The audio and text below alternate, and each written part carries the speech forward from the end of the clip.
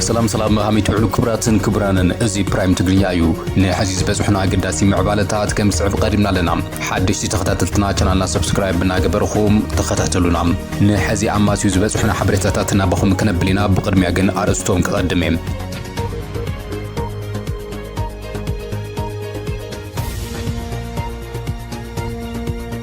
نتقراي زحقوز زينا تسميع لهم دحري سمعنات بريتوريا معراباويان نتقراي زعبي دقف حبوم اللو ازي دحري 3 عامات نتقراي عابي بسرات مخانو استقلص زينا عند حقوق ايكونومي تقراي ناب نبور كملس زحقز مخانو دما تفليت لهم اتي اب داق محويت تقراي لعل قدا كلو يستبهال معباله انت ايو اب زرزرو نابخم كنبلوينا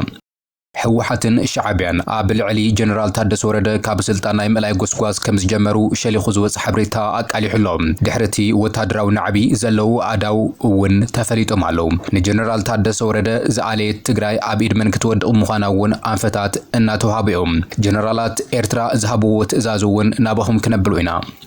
ازي خمزيلون حلو بزعبا جنرال تادس ورده زلو معبالون اب زرزر كنكتاتلينا بتعبيتن دحراتن حلن وزعور عقيتاي سرعات كله زلوو حزيو زبل حاده بهراو ودب تግራይ حزوا قدم متفو هلاو بهر زرغاغص سمرت يدلي زبللو مغلصون حزي زرغحولم بزرزر كنقربلكم ينا كبراتن كبرانن ناب زرزروم ابيلنا چانالنا سبسكرايب غيركم سعبنا نابتي فلاماي زعبانا كنبل نتقراي ازيو زحقوز زينا تسميع لهم دحري سمعنات بريتوريا معراباويان ابداغم حوي تقراي زغبرو زلو زعبي دغف لومي تمزغيبلهم منغستي طاليان عند حقوق ايكونومي تقراي زنبره توريزم ناب زنبرو بروح غصتان مملاس لعل قد صوت مخانو استغلص بروجكت لومي تفراريملهم ازين تقراي دحر 3 عامات استسمع عابي زينا مخانو دما يزرب يزلهم منغستي طاليان اب تقراي كتما وقرو خالوت كبابتا تقراي زلو مسحب توريزم كصغن لعل غنزباوي حاجز هيبلهم اتي بإثيوبيان طاليانن ب1.8 مليون امريكا دولار تحجزو زتجمره بروجكت محداث توريزم تግራይ بفلاي دما اب وقرو غرعالتا زلو ባህላው ቅርስታት ትግራይ ዝዓለመ እኳ እንትኾነም ድሕርቲ ዝሓለፈ ምትፍናን ካብቲ ኣብ ገንዘብ ዘሎ መጠን ዝዓቢ ፖለቲካውን ስነ ሓሳባውን ትርጉም ከም ዘለዎ ድማ ይግለጽ ኣሎ ትግራይ ቅድሚ ውግእ ዓመታዊ ኣስታት 100 ሚሊዮን ኣሜሪካዊ ዶላር ካብ ቱሪዝም ኣታዊ ትረክብ ከም ዝነበረት ይፍለጥ እዩ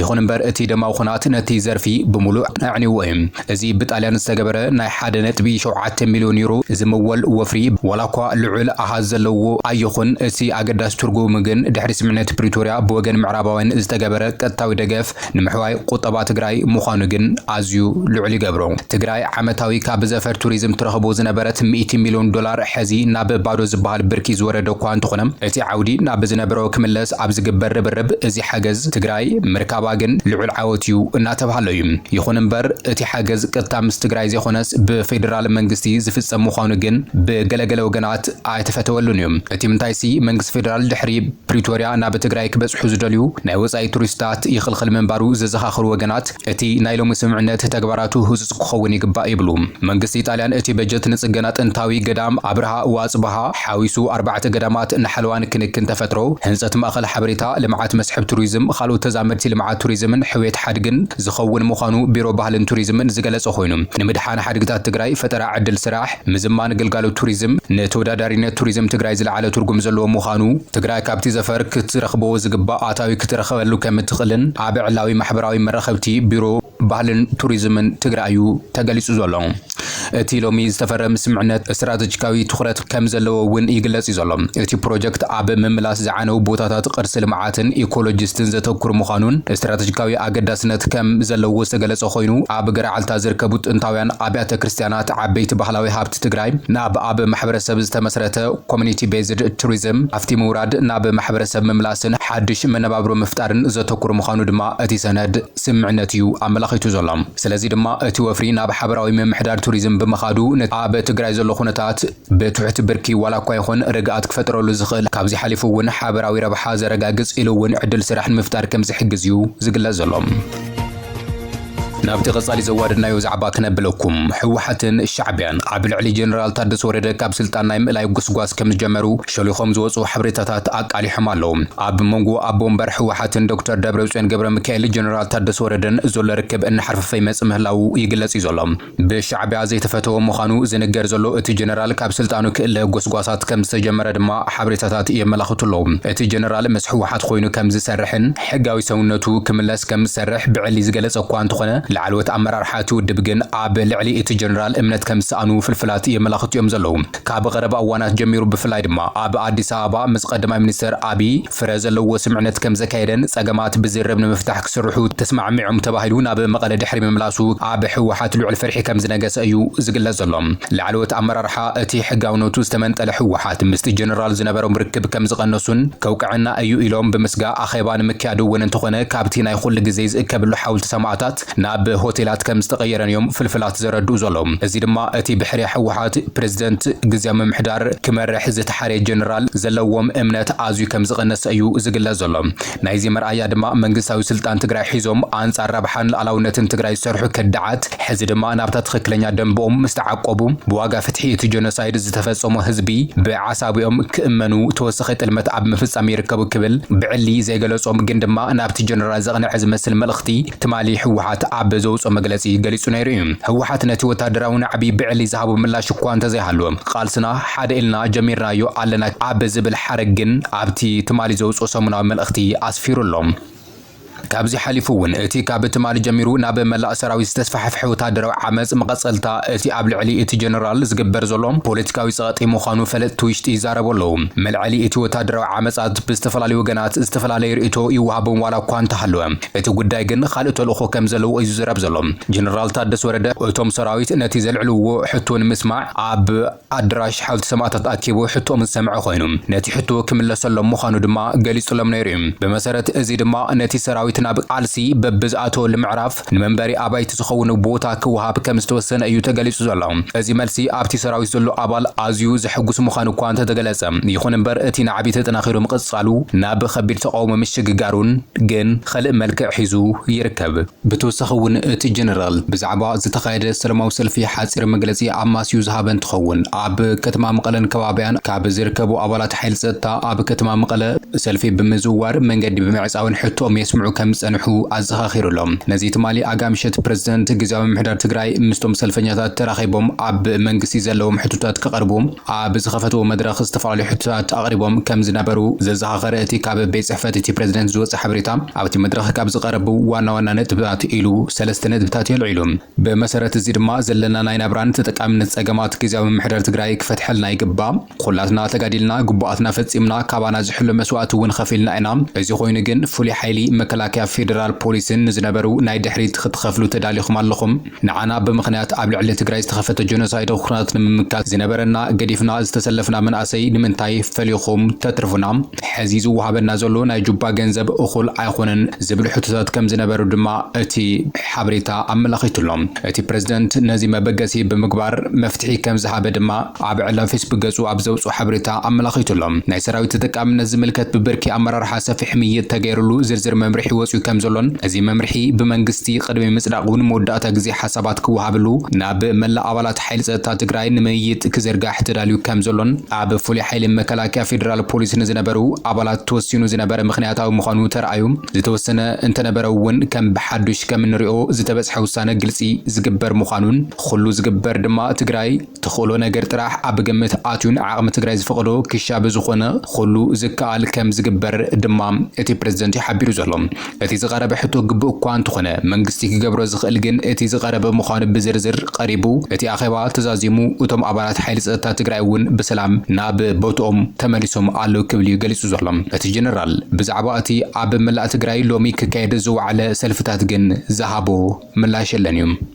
ሎሚ እቲ ወታደራዊ ዓመጽ ቀጺሉ ኣብ ዝተፈላለዩ ከባቢታት ትግራይ ብርቱዕ ዝኾነ ተቃውሞ ከካይዱ ዒሉ ዘሎ እዚ ናይ ሎሚ ካብ መቐለ ጀሚሩ ኣብ ከባቢታት ኣጉላዕ ከባቢታት መቐለን ዓድግራትን እዩ እቲ ሰልፊ ተኻይዱ ዘሎ እቲ ሰልፊ ካብ ትማሊ ፍሉይ ዝገብሮ ድማ እቶም ሰልፈኛታት ሓይላዊ ስጉምቲ ጀሚሮም ምህላዎም ዝብሉ ወገናት ኣብቲ ሰልፊ ዝተጎዱ ኣካላት ከም ዘለው ኣመንቲ ዓይኒ እዮም ዝገልጹ ዘሎም ሕወሓትን ሻዕብያን ኣብ ልዕሊ ጀነራል ታደሰ ወረደ ዘዋጠውጥዎ ዘለው በትሪ ዘስግኦም ዘለው ግድሳት ተጋሩ ስኽፍቶም ኣብ ምግላጽዮም ዘለው ንጀነራል ታደሰ ወረደ ዝኣለየ ትግራይ ኣብ ኢድመን ክትወድቕ ከም ትኽእል ንምግማቱ ቀሊሉ ብምባል ድማ ስግኣቶም ዝገልጹ ዘለው ወገናት ከም ዝስዕብ ክብሉ ይውስኹ ውዕሊ ፕሪቶሪያ ምቕባልን ምኽባርን ማለት ንግዝያዊ መንግስቲ ትግራይ ፕሬዝደንት ትግራይ ምሕጋዝን ምኽባርን ማለት እዩ ምስ ብዙሕ ጸገማቱ እውን እንተኾነ እናነቐፍኻን እናስተኻኸልኻን ምኻድ እዚ ድማ እዋናዊ ኣሰላልፋ ጸላእቲ ህዝብና ምርዳእ ኣገዳሲ ብምዃኑ እዩ ክብሉ ድማ ይዛረቡ ናይ ውልቀ ሰባትን ናይ ደጋ ሓይልታትን ድሌት ንምርዋይ ተባሂሉ ካልኣይ ዙር ግዝያዊ መንግስቲ ትግራይ ክፈረስ ምግባርን ፕሬዝደንት ትግራይ ክእለተ ተፈቲኑ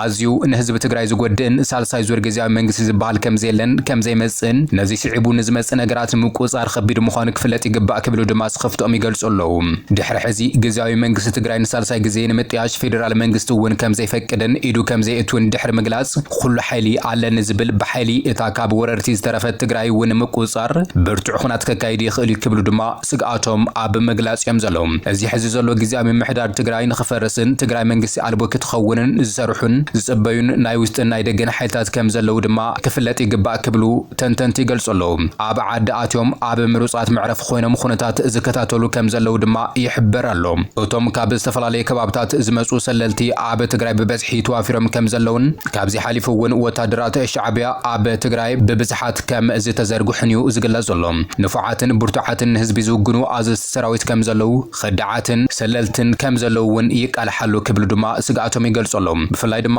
ሎሚ ዝተዘርግሐ ናይቲ ጀነራል ስእሊ ተወኪሶም እቲ ጀነራል ሓዚኑን ሞራል ወዲቑን እዩ ብምባል ድማ መራሒ ትግራይ ወኪል ህዝቢ ትግራይ ማለት እዩ ከምዚ ሓዚኑን ሞራል ወሪዱን ብስእሊ ምርኣይ መሕዘን እዩ ክብሉ ድማ ግዱሳት ተጋሪኦም ዝገልጹ ዘሎም ንሌተናል ጀነራል ታደሰ ወረደ ብዝኾነ ሸርሒ ኣውሪድኻ ዝህሊ ነገር ኣዝዩ ኣሰካፊ እዩ ድሕሪ ምባል ድማ ቀጺላ እትህሉ ትግራይ ኣብ ኢድመን ክትወድቕ ከም ትኽእል ምግማቱ ዝኸብድ ኣይኾነን ድሕሪ ምባል እቲ ጀነራል ፊሊጶስ ወልደ ዮሃንስ ኣብ ትግራይ ዝገብሮ ዘሎ ናይ ገባር ሓዳጊ ትእዛዛት ብምዝኽኻር እዩ ንሃለዋት ህዝቢ ትግራይ ንሰላምን ልምዓትን ትግራይ የገደሰን እዩ ዝብል ወገን ኩሉ ኣብ ጎድኒ ግዝያዊ ምምሕዳር ትግራይ ፕሬዝደንት ጀነራል ታደሰ ወረደ ክስለፍን ክዓስልን ኣለዎ ክብሉ ድማ ጻውዒት የቕርቡ ኣለዉ እዚ ከምዚሉ እናሃለወ ምዕባለ እቲ ጀነራል ሎሚ ምስ ዘጣየሾ ካውንስል ማኒፋክቸሪንግ ትግራይ ክዝትውዒሉሎም ኣዋሃባ ግልጋሎትና ዲጂታላይዝድ ብምግባር ንክራይ ኣካብነት በሪ ዝኸፍት ኣሰራርሓ ብምዕጻው ሰባብቲ ኣብ ትግራይ ክዋፈሩ ዘተባብዕ ሰሓባይ ክኸውን ብትኹረት ምስራሕ ከም ዘድሊ እዩ እቲ ጀነራል ሎሚ ኣብ ዝሃቦ መግለጺ ሓቢሩ ዘሎ ቤት ጽሕፈት እቲ ፕሬዝደንት ከም ዝሓበሮ እንትኾይኑ ጀነራል ታደሰ ወረደ ኣብ ዓመታዊ ትልሚ ዝተጣየሸ ካውንስል ማኒፋክቸሪንግ ትግራይ መሰረት ገይሩ ኣብ ዝተሳለጠ ዘተ ተረኺቡ እዩ ነዚ መልእኽቲ ኣሕሊፉ ዘሎም نغزل لنا كبراتن كبرانن ودب ناصنت تግራይ بتعبيتن دحرتن حلنو زعوره عقيتاي سرعت حوحات كله زلو حزي كبل ኣቃልሕሎም ኣጠንቂቕሎም ቅንያቱ ፍኸም እንዳበለ ዝነበረ መረረትን እምቢታን ዝተፈላለዩ ክፋላት ማሕበረሰብ ትግራይ ካብ ትማሊ ጀሚሩ ተጋድልቲ ትግራይ እውን ኣብ ከተማ መቐለ ግብራዊ ገይረሞ ናብ መላእ ትግራይ እውን እናተስፋሕፍሐ ይርከብ ኢሉ ውድብ ናጽነት ትግራይ እቲ ውድብ ኣብ መግለጺኡ ፍትሓዊ ሕቶ ተጋድልቲ ትግራይ ካብ መትከል ወጻእ ንናይ ባዕሎም ጉጅላዊ ወልቃዊ ረብሓ ከውዕሉ ዝደልዩ ሽርሕታት ከይህልውዎ ዝስከፉን ሓይልታት ምህላዎም እኳ ተገንዘብና ተጋድልትና ዝሓትዎ ዘለው ሕቶ ግን ብፍትወትን ልግስን ዝኾነ ዓቀይታይ حيلي زلقس زيخونس واقعتي من تبهرهم حاسلسل زبلو لخوينو اتي زناقس فتحاونيو دحر مبالدما وسخو تግራይ حزون حتو كتملس دليتهم كتمالن مولو عقمي كم زلواز امن ودب ناصنت تግራይ تጋደልትና مسلم كحتو مجمارهم نبر كخون زغباني كبل ما غليصهم خلم كفالات محبرسب تግራይ مالتو ون سباجاج سراحتኛ منግስቲ ደቂ አንስትዮ ወስተርፈም ዘለዎም ሕቶ ድሌት ለውጥን አልዒሎም አሰረዞም ተጋደልቲ ክስዕቡ ጻውዒት ተቀሪቡሎም አብ መወዳእታ ድማ ሐቀኛ ብሔራዊ زتن عرقن زتحسم بتعبيت دحرتن حلنيو زعور عقيتاي سرعات بمتكلاوي قالسن حزباوي امبيتان كله عب غودنا طفات زلا تግራይ ድማ بحقኛ ብሔራዊ زتن عرقن كتدحنن كتتطعن عب دገن وشتن زلو كل تግራዋይ ናብዚ ቃልሲ ክጽምበር ጻውዒትና ነቀርብ ክብል ውድብ ነጻነት ትግራዩ ጻውዒት ተቀሪቡ ዘሎም ኣሜሪካ እቲ ብግብፅን ኢትዮጵያ ዝቐርብ ዘሎ ክሲ ተቆይማ ደገፋ ድማ ምስ ኢትዮጵያ ከም ትገብር ኣረጋጊጻላ። ትራምፕ ሎሚ ኣብ ግብፂ ዝወዓለ ኮይኑ ኣማኻሪኡ ግን ኢትዮጵያ ዝደግፍ ቋም ካብ ዋሽንግተን ዲሲ መረጋገፂ ሂብሎም። መራሕቲ ግብፂ ብዛዕባ እቲ ቀረባ እዋን ዝተወድአ ግድብ ህዳሴ ምትፍናን የልዕሉ ከም ዘለዉ ዝፍለጥ እዩ። እሱ ድማ እቲ ግድብ ኣብ ሱዳን ዓብዪ ምዕላላቕ ማይ ኣምፅኡ፣ እዚ ድማ ነቲ ግድብ ብሓባር ንምቁፅጻር ዝዓለመ መሰረታዊ መርኣይ እዩ ክብሉ እዮም ዝገልጹ ዘለዉ። ሚኒስተር ማይ ሃብትን ኢነርጂን ፌደራል ዝኾነ ሃብታሙ ኢተፋ ካብ ግብፂ ንዝቐረበ ምላሽ ነዊሕ ምላሽ ሂቡ እዩ። ግብፂ ሕዚ እውን ኣብ ባዕዳ መግዛእቲ ዘሎ ኣተሓሳስባ ብምህላዋ ንገለ ሃገራት ኣፍሪካ ረብሓታት ብምሃብ ምትፍናን ምልዓላ ከም ዝቕፅል ኣልዒሉሎም። ሕዚ ድማ ግብፂ መንግስቲ ኣሜሪካ ኣብ ልዕሊ ኢትዮጵያ ዝቕጢ ከም ዝገብር ክትሓትት ከላ ካብ ኣሜሪካ ዘይተፀበየቱ ምላሽ ከም ዝረኸበት ድማ ተፈሊጡሎም። ቀረባ እዋን ብፕሬዝደንት ትራምፕ ላዕለዋይ ኣማኻሪ ጉዳያት ኣፍሪካ ኮይኑ ዝተሾመ ማሳድ ቦሉስ ሃገሩ ኢትዮጵያን ግብፅን ናብ ስምምዕነት ንምብፃሕ ደገፍ ከም ዝገብር ገሊጹሎም። እቲ ምትፍናን ግድብ ህዳሴ ፖለቲካዊ ዘይኮነስ ቴክኒካዊ ምላሽ ከም ዝረክብ ድማ ኣተሓሳሲቡሎ። ናይ ኩላትና ጉዳይ ክፍታሕን ንኩሉ ዘካትት ክኸውን ንደሊ ብፍላይ ድማ ብወገን ቴክኒክ፣ ምክንያቱ እቲ ጉዳይ ቴክኒካዊ ስለ ዝኾነ ቴክኒካዊ ምላሽ እዩ ዘድልዮ ክብል ድማ እቲ ኣማኻሪ ትራምፕ ዝኾነ ንሚድያ አልዓረቢያ እዩ ተዛሪቡ ዘሎ። ባርኸስ ክቡራትን ክቡራንን ሎሚ ናባኹም ዝሓረናዮም ኣገዳሲ ምዕባለታት ነዚኦም ይመስል ነይሮም። ምሳና ስለ ዝፀናሕኩም ኣዝና ነመስግን። ቻናልና ሰብስክራይብ ብምግባር ዕለታዊ ናባኹም ነብሎም ኣገዳሲ ምዕባለታት ክትከታተሉ ንዕድመኩም። ክሳብ ቀጻሊ ዜናታት ሰሰናዩ።